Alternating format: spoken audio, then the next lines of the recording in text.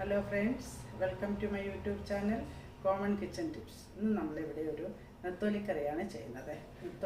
നെത്തോലിയും പച്ചത്തക്കയും ഇട്ടൊരു കറി. നല്ല ടേസ്റ്റാണ്. നിങ്ങളത് കണ്ടു നോക്കിയിട്ട് നിങ്ങൾക്ക് ഇഷ്ടപ്പെടുവാണെങ്കിൽ നിങ്ങൾ ലൈക്ക് ചെയ്യുക, കമൻറ്റ് ചെയ്യുക, ഷെയർ ചെയ്യുക, സബ്സ്ക്രൈബ് ചെയ്യുക. വീഡിയോ സ്കിപ്പ് ചെയ്യാതെ കാണാൻ ശ്രമിക്കണം. അപ്പം നമുക്ക് എങ്ങനെ ചെയ്ത് നോക്കാം. നമ്മൾ തൊലിയൊക്കെ കളഞ്ഞ് നമുക്ക് കട്ട് ചെയ്തെടുക്കാം. നെത്തോലി നമ്മളിത് മുള്ള് കളഞ്ഞാണ് എടുത്തിരിക്കുന്നത്.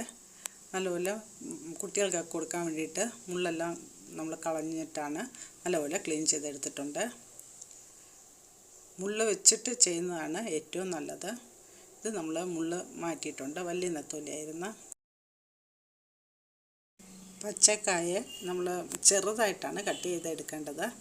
നമ്മളിവിടെ പച്ചക്കായും കട്ട് ചെയ്ത് വെച്ചിട്ടുണ്ട്. നല്ലപോലെ കഴുകി ക്ലീൻ ചെയ്ത് മീനും നെത്തോലിയും നല്ലപോലെ ക്ലീൻ ചെയ്ത് വെച്ചിട്ടുണ്ട്. കായും നല്ലപോലെ കഴുകി എടുത്തിട്ടുണ്ട്. നമുക്കിതിന് വേണ്ടുന്നത് കുറച്ച് തേങ്ങ, ചിലവർ ജീരകം ചേർത്തരയ്ക്കും. അപ്പം നമ്മളിവിടെ ജീരകം ചേർക്കുന്നില്ല. മല്ലിപ്പൊടിയും മുളക് പൊടിയും, എരിക്ക് മുളക് പൊടിയും കുറച്ച് ചെറിയ ഉള്ളിയാണ് ചേർക്കുന്നത്. ചിലവർ ജീരകം കൂടെ ഇതിൻ്റെ കൂടെ ചേർക്കും. അതിനൊരു പ്രത്യേക ടേസ്റ്റുണ്ട്. നമ്മളിവിടെ ജീരകം ചേർക്കുന്നില്ല. ചെറിയ ഉള്ളി ഇതെല്ലാം കൂടെ നല്ലപോലെ അരയ്ക്കണം. അരച്ച് പേസ്റ്റ് പോലെ അരയ്ക്കേണ്ട ആവശ്യമില്ല. ഒരുവിധം നല്ലപോലെ അരച്ചാൽ മതിയാവും. മീനും മാങ്ങയ്ക്കൊക്കെ അരയ്ക്കുന്ന പോലെ അരച്ചാൽ മതിയാവും. മഞ്ഞൾപ്പൊടിയും ചേർത്ത് നമുക്കിത് അരച്ചെടുക്കാം. നമ്മൾ കുറച്ച് പുളിയും കൂടെ പിഴിഞ്ഞ് വെച്ചിട്ടുണ്ട്. ചട്ടിയിൽ നമ്മൾ അരച്ച കൂട്ടും ചേർത്ത് കുറച്ച് പുളി പിഴിഞ്ഞതും കൂടെ ചേർക്കാം. പുളിയും ചേർത്ത് കായും നെത്തോലിയും ചേർക്കാം.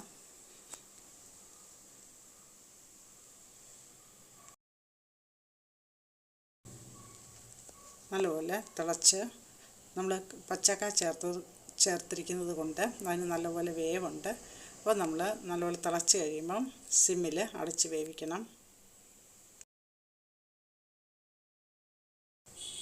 തിളച്ച് കഴിയുമ്പോൾ നമുക്ക് ഉപ്പും പുളിയെല്ലാം പാകമാണെന്ന് ഒന്ന് നോക്കിയതിന് ശേഷം വീണ്ടും കുറച്ചും കൂടെ ഒന്ന് വറ്റി വരണം.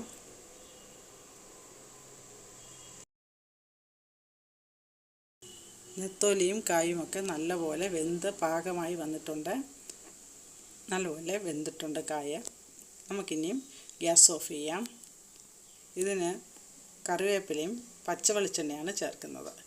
നമുക്ക് കുറച്ച് കറിവേപ്പിലയും ചേർത്ത് പച്ച വെളിച്ചെണ്ണയും ചേർത്ത് ഗ്യാസ് ഓഫ് ചെയ്യാം. നിങ്ങളിങ്ങനെ ചെയ്ത് നോക്കണം. നല്ല ടേസ്റ്റി ആയിട്ടുള്ളൊരു കറിയാണ്.